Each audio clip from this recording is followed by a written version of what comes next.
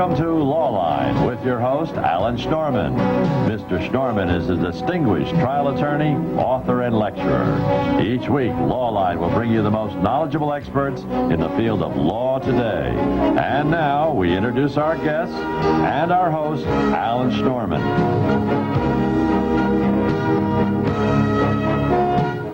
Welcome to Lawline. In most instances, couples going through a divorce try and reach a settlement instead of airing their dirty laundry in public. But in a small percentage of matrimonial cases, reaching an agreement is not possible.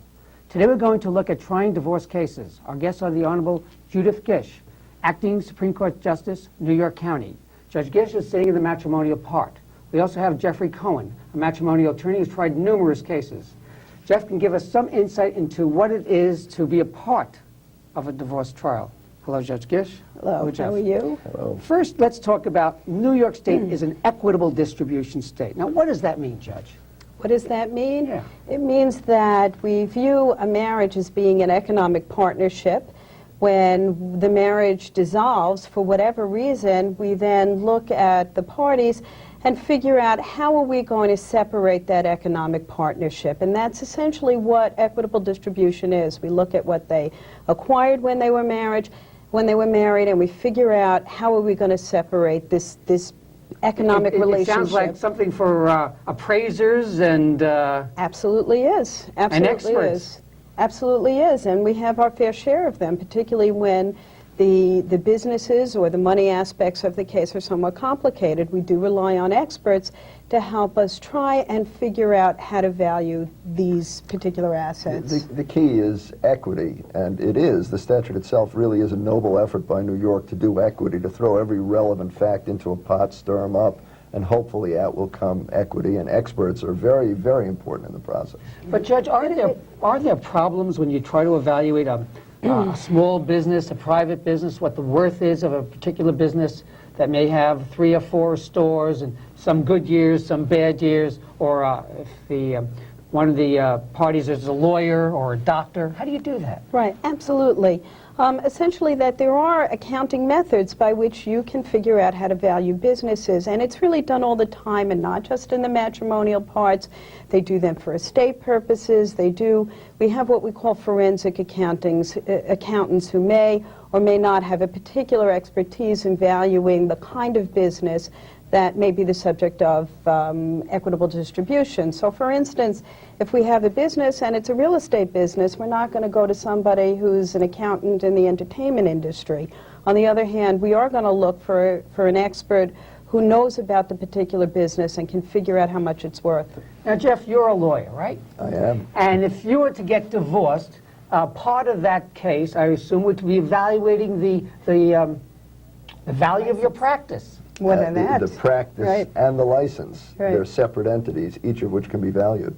And how would they go about putting a value on a law practice? There are a number of different methodologies that are used. One of the most important things is to have good experts. The statute, there is a statute that permits the court to appoint neutrals. A neutral is someone who would be more heavily, generally relied upon by a court because it's not someone who represents one side or another. The way it's done is a capitalization of earnings approach is one approach. They take a look at the enhanced earning capacity, how much more I would earn as a lawyer than as an undergraduate student. They take actuarial tables. There are complex and sometimes not so complex formulas. A very important case has just come down from the Court of Appeals in New York called Grunfeld against Grunfeld. That's correct. And there's a very dangerous thing that's been happening in this case, in these cases, which is the double counting of an asset. So in Grunfeld, what we had the valuation of Mr. Grunfeld's law practice at $2.5 million. We had the valuation of his license, which is separate and which has been permitted by the Court of Appeals under a case called McSparran in 1992, at $1.5 million, and we also had a maintenance stream in that case, a substantial maintenance stream. How is he going to pay it? That's exactly what the question. Yes, and the Court of Appeals has now come down and said, you can't count it 3 times, you can't even count it twice. We're going to send it back to the trial court. Figure out what you want to do. Do you want to get maintenance for the spouse, the non-moneyed spouse? Do you want to give equitable distribution? But you can't count the same dollars 2 or 3 times. It doesn't only apply to license cases. It can apply to businesses, Right, to that's any true. of these assets that we produces value. a stream of income. So actually what the Court of Appeals has done is they have sent this case back down to the trial court so that Which we can is your level. Which is my level, so it really could come to any one of us, Right. which is why I don't want to comment too much on the case, since I may get this case Right. and have to make the decision. But I think that when you looked at the case as it came down on the appellate division level, some of the math that was done indicated that when Mr. Grunfeld was done at the end of the day, after paying out everything he was supposed to, it hardly even paid for him to get out of bed and work, which is not the kind of result that we want in these Because he had to pay cases. taxes as well. Right. We don't want those kind of results in these cases. Again, we want an equitable result. We Judge, want- haven't you found that if the award is not equitable, it's just not paid? I think the idea of people not paying awards is in fact a very important problem in the matrimonial area. Enforcement is always a problem. We are loaded down with contempt motions. Contempt, it works well to a certain extent, except that putting people in prison doesn't necessarily make them pay. Some people it makes pay, but sometimes if people really have a financial inability, they have to come back and we have to I've got to say, rethink it. I haven't seen that same problem with equitable distribution awards. I've seen a lot of appeals, and matrimonial Right. awards are apparently among the most appealed awards, certainly in New York State. But sometimes they're bonded, and sometimes they're reversed or affirmed. But I have not seen a payment problem. I've seen a lot of struggling and a lot of fighting. Payment problem Well, basically is on the it could- support end? I've seen more Child problems support. on the support end. It may have depends, to do, though. It may have to do with the nature of your practice and the people who come to your practice, rather than the reality of who comes to court and who has problems, because we have a tremendous number of cases that are post-judgment and they are enforcement cases. Now, I On know there was equitable a case- distribution, Judge. No, mostly support, but Mostly support. sometimes equitable distribution, but mostly support. Now, I know there's a statute in the federal statute that if you do not pay child support and go to another state, the federal government can come in. Well, there are aspects concerning full faith and credit. So the concept is that we want to be able to enforce these judgments in whatever state you are in. And I think that really cuts across the But board. aren't there criminal penalties as well? Well, contempt is a criminal penalty. I know Jeffrey Nichols spent 6 months, That was under a state criminal. and then he spent Right. 6 months in the federal. Well, he certainly made a big problem for himself. I mean, that didn't happen by accident. I mean, he did a lot of things to provoke the ire of the courts. He defied, he apparently misled, he apparently wasn't candid. I mean, it was not an innocent man being picked up and simply thrown in the can. Judge, we just spoke about equitable distribution. So if you have the assets are somehow divided. Is Correct. it equally? Not necessarily, and it really depends on the particular case, and that's where the discretion of the judge comes in to do it. If there's a house, does that usually get divided in a long-term marriage? It can. The other kicker with respect to a house is whether there are minor children. If there are minor children, sometimes what we are inclined to do is to keep the children in the house in which they are raised. So the house will eventually be sold, but it may not be sold for the amount of time until it takes for the youngest child to go to college. One of the things that you look at when you make that kind of evaluation is whether the parties can afford to keep up the house while they maintain their lives separately. If they can't do that, then you might have a situation where the house is going to be sold up front. And then, yes, in a long-term marriage, more often than not, you're going to have an equal division. Now, Jeff, the judge That's spoke the about... key. The key is whether it's a long-term or short-term, and there's a second key is whether there's separate property. That is, property that should really be credited to one spouse. Let's say a second marriage. Let's say a woman walks in and a $300,000 down payment is required, and she puts down $200,000 of it. Lots of the cases For the house. say, for the house. Lots of the cases say she ought to get back her $200,000 before we consider a division of the rest of the equity. In terms of a division itself, in shorter marriages, it's sometimes harder to persuade the court to make a 50-50 division.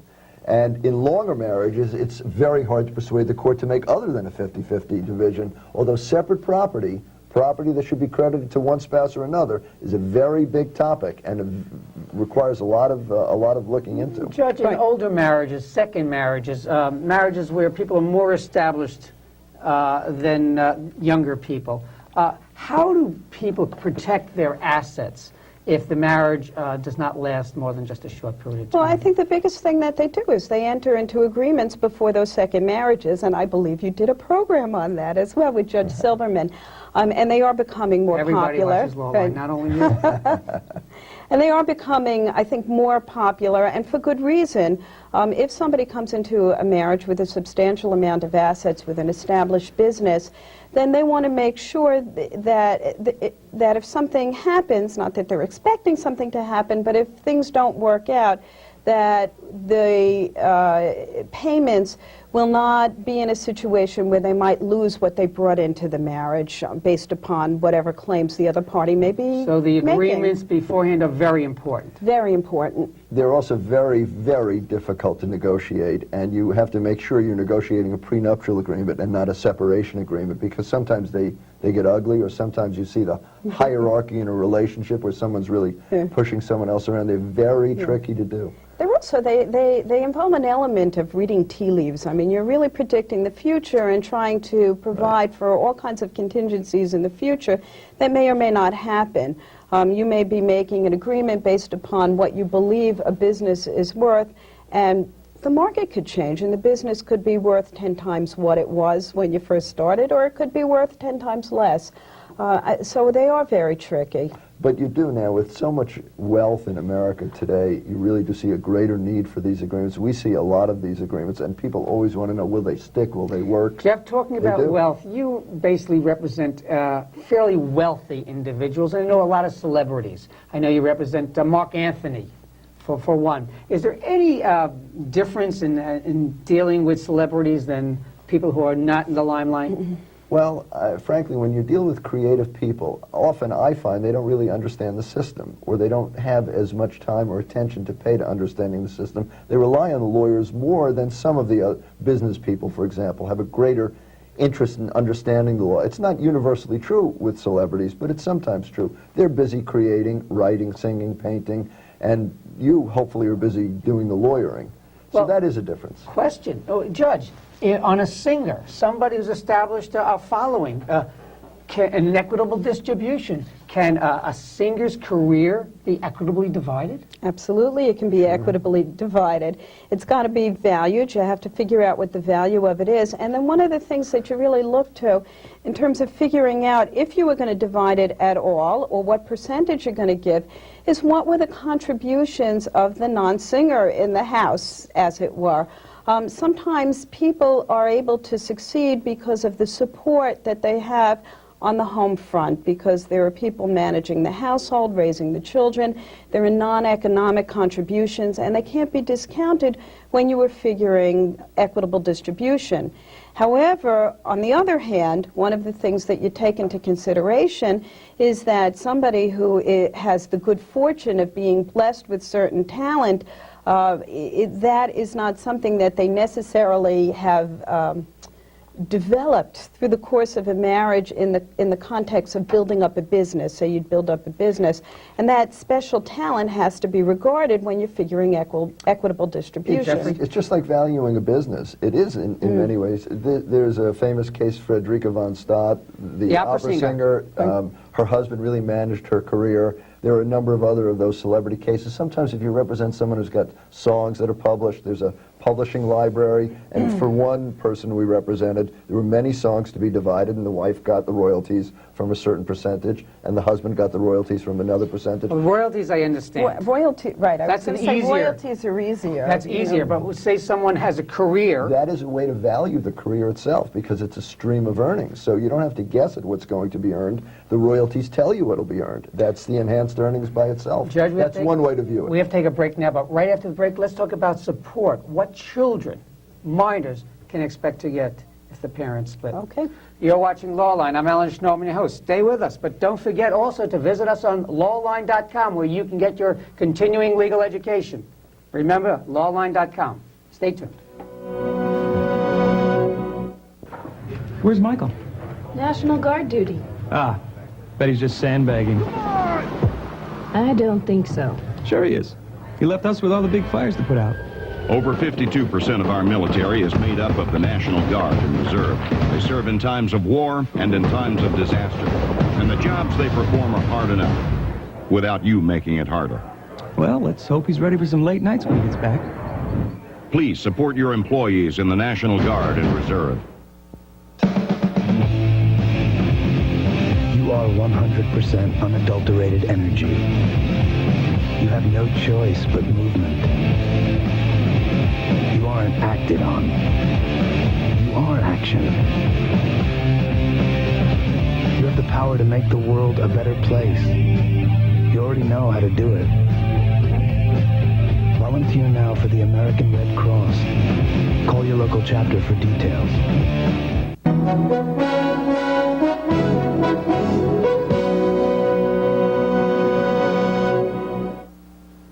Hello, you're watching Lawline. Today we're talking about matrimonial law. We have Jeff Cohen and Judge Gish. Judge, before the break, I had asked you about support. Now, let's assume there's 3 children in the house. And let's assume the wife is working as well and the husband's working, but the wife is going to have custody of 3 minor children. How do you determine support? Well, there are various ways in which we go about it. Unfortunately, the legislature has made it a little bit easier for judges. We have what we call the Child Support Standards Act, and the Child Support Standards Act basically sets out a formula where the combined income of a household is under a certain amount, and the amount in the statute is $80,000. It is presumed correct in terms of establishing child support if the court figures the child support based upon that percentage. That helps a lot with W-2 wage earners. It helps if we're trying to settle cases. It takes out of the court's hands a certain amount of discretion. So give us an idea. If the wage earner earns $80,000 a year, Right. And there what could a non-wage earner expect for, say, 3 children? 3 children, the percentage is 29% of a that's right. net income amount, which is is income less certain deductions that Taxes? that some It's taxes. only FICA. It's Social generally Security. defined in gross Right. terms, less FICA, but it's complex. And Right. it's based on a relative earnings. For example, a wife may earn $20,000, a husband may earn $60,000, and the proportion of child support will be done accordingly. Right. Jeff, let's assume But there are lots of exceptions, Alan. let's assume we have a spouse that stays home Okay. with the 2 or 3 kids, Okay. and we have a wage earner who works, and the spouse who stays home is very unhappy. Unhappy in the marriage, unhappy in the way life is treating her, and wants out because she has no money. And I'm just assuming it's the wife Okay. for this conversation. She has no money to go out. Now, I know you're a very expensive lawyer. To go out and get an expensive lawyer, what is she going to do? The husband's a good earner. If he's a good earner, she'll find herself, there are lots of competent lawyers, and there are certainly lawyers in my firm that are not as expensive on an hourly basis as I am. She'll get herself a good lawyer. Courts often give legal fee allowances. That's what I want to know. That's something that's been talked about a lot. We've complained a lot about not getting adequate allowances. The allowances are much better. They're better in New York County, frankly, than I've seen anywhere else in the state. There's a reality, New York County So judges she doesn't have know to pay the about lawyer. She has no numbers. money. She doesn't have to go to a mother for a loan or anything of that nature. You just She have to- might, Yes, at least in you're the right. first instance. So what happens is that you have to sort of be in a court action before you can ask the court to have the other side pay your legal fees. And you have to show that it's realistic. And one of the things that we take into account when we make those fee awards is we look at the wage earner and we see where his or her money is going to and see if it's realistic to make an award of legal fees. You know, again, it goes back to issues of enforcement that you were asking me about earlier. I don't want to make an award that I know is not going to get paid. If I see somebody who is the sole support of the family, he's keeping the family afloat even when they're separated, and he's the person, and I'm only saying he because more often than not it is a he, not that it can't be reversed. I want to look and see if you net out the taxes and net out the child support and net out, maybe you're going to give her some maintenance because even with child support, she's not going to be able to pay the mortgage on the house. And you look and see what's reasonable for him to pay his own expenses. He's got to live. is there enough then to pay attorneys? But it's very tricky for lawyers. It's very tricky Right. for us because someone comes to us in just the circumstance you described, and one of the things, frankly, on all of our minds is there a reasonable chance that we're going to get a fee award from the court? Because lots of lawyers are reluctant to take a case because you can get really dragged around by your nose and end up with a huge receivable for someone who's totally deserving of the legal services, and the lawyer gets stuck.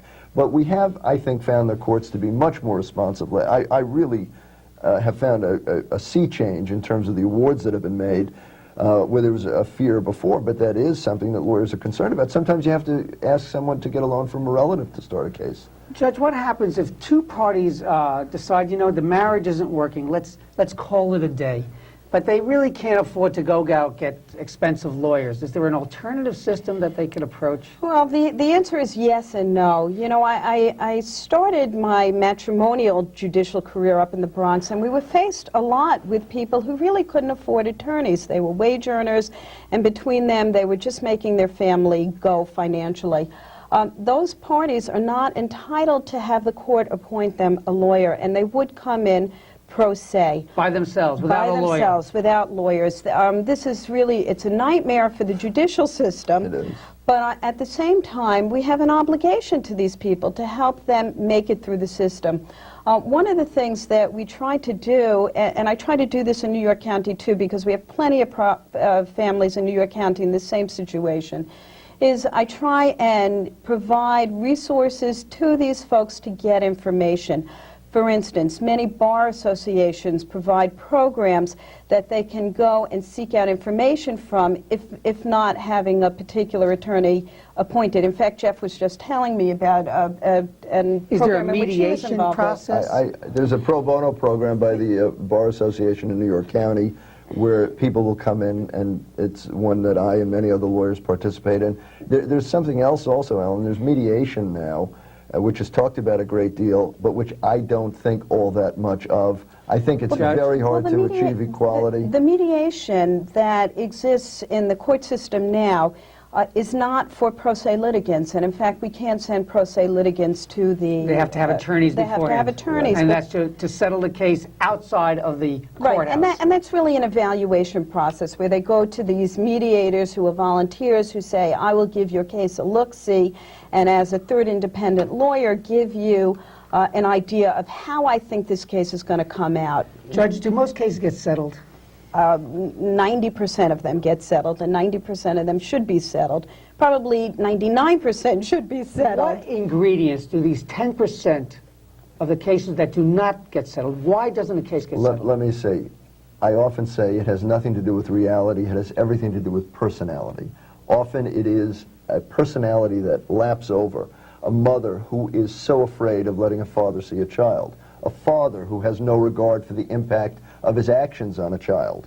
People who think they're right, you can have a huge amount of passion for a position, and it doesn't mean you're right. You can believe it with all your heart, and your judgment may simply be impaired. And you get people whose personalities are so strong or so much misinterpreting data that they're very hard to manage. Also, there are real issues. That misinterpreting data a lot is a of big people factor. misinterpret. Is that when people are emotionally involved in these cases, they really misinterpret The actions of the other side. The actions of the other side, the actions of the attorneys of the other side, Absolutely. the actions of the judges. And the lawyers don't escape being aimed at, and the judges don't escape. I was actually in Justice Gish's courtroom, and I saw one litigant was attacking a number of lawyers and experts, and he was just so completely riled up. It was hard to tell if there was any merit to his position. Judge, with respect to Jeffrey and excluding Jeffrey I've heard that some matrimonial attorneys, that if you retain these matrimonial attorneys, they push the case, and it's very difficult to settle with some of these attorneys. I think that there are cases in which the attorneys have a hard time separating themselves from the issues of their clients. That's well put. But you asked, I think, a slightly different question. Are there lawyers who churn cases? I think it's like any bushel of apples. There are rotten ones, very few. There are some. I think, honestly, very few. I think most lawyers in this field are passionately devoted to the interest of their client. Some of them may also not have perfect judgment, which is why we all turn to judges. Judge, some of these cases that we've seen have gone on 3 years, 4 years, 5, some in instances 7 and 8 years. Right. Why will it take so long? What happens? Well, first of all, in deference to the administration for which I work, there's been a real emphasis placed on moving these cases that have languished for years and years and years, and we have been very successful in cleaning up those back dockets so that cases do not languish for the amount of time that they used to. There still are cases that take years to go through the system.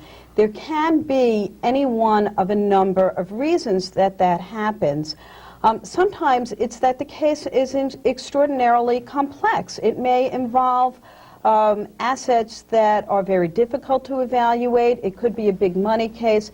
It takes a longer time for those cases to go through the system. Many experts. You can have 2 or 3 experts on one piece of real estate. You can have 10 experts in a case. I tried one case where there were at least a dozen experts, Jeff, all of whom testified. Quickly, how do you get, if a person is in his own business, and let's assume it's a retail business and it's a cash business, how do you possibly show that what really is the value here? There are some tricks of the trade. I mean, you can send someone in to buy some goods and get a receipt and find that there's no reporting of it.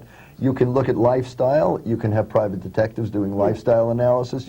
We've had people follow people around. Right. There are creative ways to do it. In fact, you know what? A lot of good attorneys or evaluators take their tips from the IRS, and many of the ways that the IRS goes in and tries to evaluate a business are the same types of things that you do when you're trying to evaluate a business in connection with the marital estate. I'll give you an example. I had a case that involved a restaurant. No receipts, no documents, nothing. So what happened is that the evaluator in that case went to the restaurant, took a look at the number of seats, counted them in the restaurant, figured there's 2 seatings a night, what the average price of the dinner is, and multiplied it out. Sometimes it takes that kind of creativity to figure out a realistic value. If you hear reports of non-reportable income in your part, do you have to send that to the IRS? Are you a mandatory reporter? No, I'm not a mandatory reporter in terms of the IRS, but certainly if I find that somebody is doing something illegal, it is going to be reported to the IRS and has been. I think part of the problem in these cases is to the extent of whether you have a criminal case or misinformed case. I have had cases where somebody has said to me, gee, I'm not required to report that, when I know to the contrary, and instead of reporting that to the IRS, I will say to the litigant, I believe that you're wrong, and I am telling you that you should go seek the counsel of an accountant and a tax attorney. And with that, thank you very much, Judge Shish. Our time has come, and thank you very much, Jeff Cohen. It certainly has been an enlightening talk. And as always, this is Alan Schnorman. Thank you for watching Lawline, and don't forget to tune into lawline.com for your continuing legal education.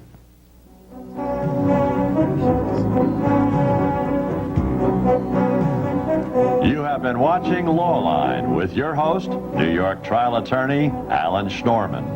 Mr. Schnorman will be back with you next week at the same time. If you have any questions about this week's program, please write to Lawline, 63 Wall Street, New York, New York, 10005, or call area code 212-432-9111.